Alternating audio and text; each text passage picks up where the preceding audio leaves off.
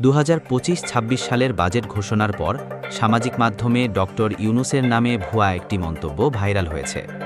বিশ্ব অর্থনীতি আমার কাছে পরামর্শ যায়, সেখানে বাজেট শিখতে হবে দুর্নীতিতে 5 বার চ্যাম্পিয়ন হওয়া দলের কাছে।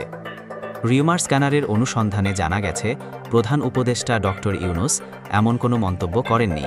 এটি সম্পূর্ণ ভুয়া ও বানোয়াট।